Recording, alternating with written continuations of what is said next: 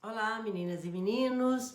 Hoje meu assunto é Ofélia Queiroz, a única namorada conhecida do poeta Fernando Pessoa. Namoro caracterizado por duas fases distintas, cada uma durando poucos meses, tá? Bom, mas primeiro vou falar quem era essa Ofélia, né, que ficou famosa como a namorada de Fernando Pessoa, pelas cartas que foram deixadas e pelas dedicatórias, etc. Bom, ela era portuguesa, nascida em Lisboa, em 14 de junho de 1900. Era filha de Francisco dos Santos Queiroz e de Maria de Jesus, ambos naturais de Lagos, lá no sul de Portugal. Ofélia era a mais nova de 8 irmãos. E segundo consta, ela procurava sempre estar atualizada. Estudava francês, inglês, gostava muito de ler, de ir ao teatro, né? E conviver. Frequentava muito a casa de seu sobrinho, que era um poeta, o poeta Carlos Queiroz, onde convivia com grandes artistas, tá? Ofélia, no entanto, só ficou célebre, né? Ficou na história, por ter sido a única namorada conhecida do grande poeta Fernando Pessoa, como eu já falei. A primeira fase do namoro de Ofélia e Pessoa durou cerca de 8 meses, de março a novembro de 1900. E a segunda fase aconteceu 9 anos depois e vai durar apenas 4 meses, de setembro de 1929 a janeiro de 1930. Bom, agora eu vou falar da primeira fase do namoro de Fernando Pessoa, né, e de Ofélia Queiroz. Segundo consta, foi marcado por uma paixão sincera, embora durasse poucos meses. Começa essa paixão quando Pessoa a conhece. Ela tinha aproximadamente 19 anos. Ele a conhece nos escritórios de Lisboa, onde ela trabalhava como datilógrafa. Pessoa, na época, trabalhava como tradutor de correspondência comercial. A relação dos dois foi pura e doce. Pessoa tratava como uma criancinha e Ofélia entrava nesse jogo de infantilidade. Ofélia deixou registrada as circunstâncias do primeiro beijo entre os dois. Olha o registro dela. Estávamos no início de 1920 e, de repente, sozinhos no escritório e sem eletricidade por causa de um problema técnico, tivemos a primeira ocasião de intimidade. E o poeta também não deixou passar esse momento, tá?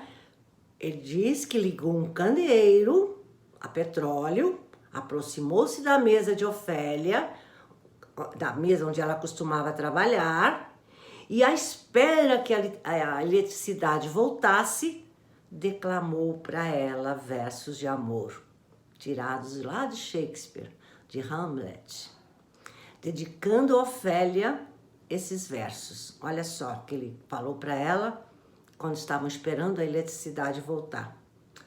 Ó, querida Ofélia, meço mal os meus versos, careço de arte para medir os meus suspiros, mas amo-te ao extremo. Ó, até o último extremo, acredita.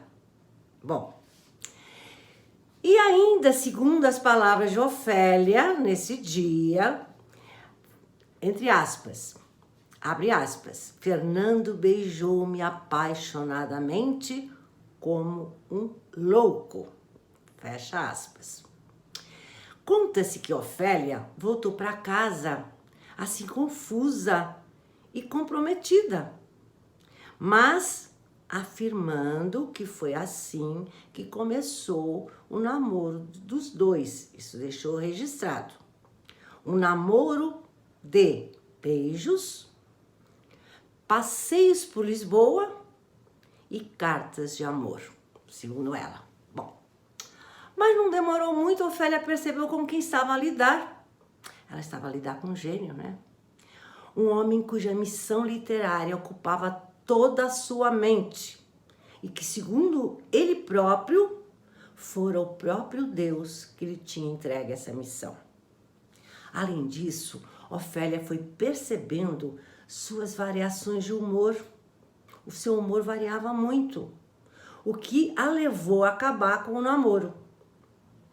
Mas, além dessas duas razões importantes, também aconteceu outra que reforçou o término do namoro.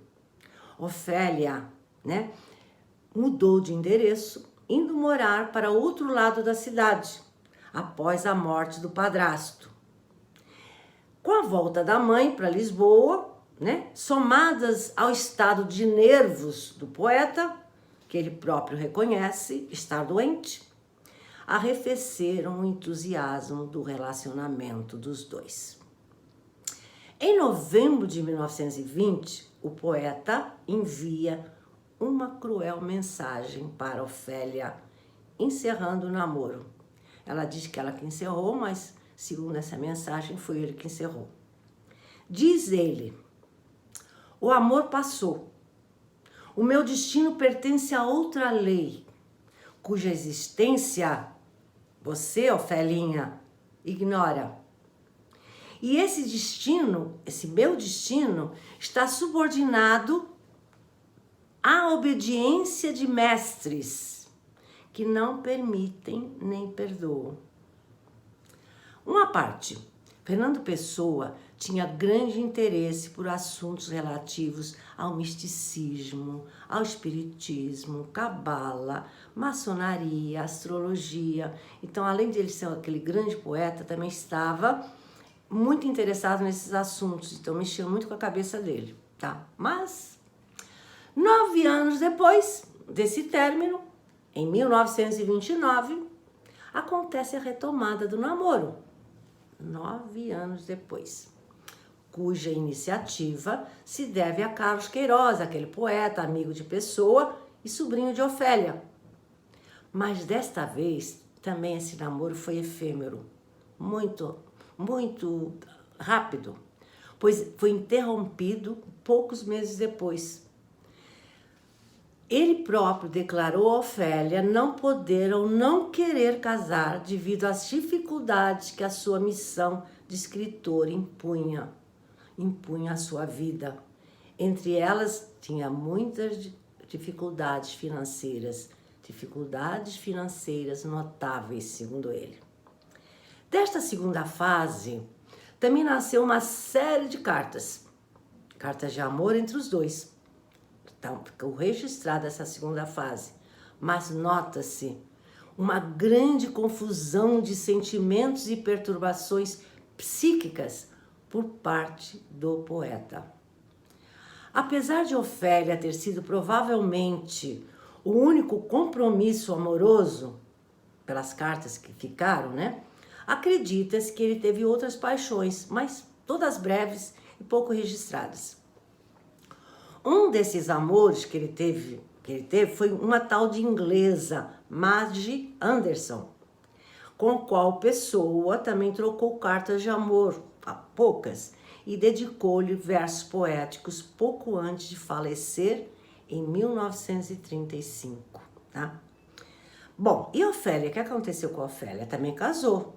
Casou com o teatrólogo Augusto Soares em 1938, 3 anos depois da morte de Pessoa. Para terminar, vou falar um pensamento de Fernando e também sua frase mais emblemática, mais famosa. Eu vou mandar vários pensamentos dele, porque ele deixou muita coisa para a gente pensar. Segue o teu destino, rega as tuas plantas, ama as tuas rosas. O resto é sombra das árvores dos outros, das árvores alheias. E a frase mais famosa dele, que até foi tema de uma redação anos atrás, de vestibular, é: tudo vale a pena quando a alma não é pequena. Eu vou ficar por aqui. Beijos!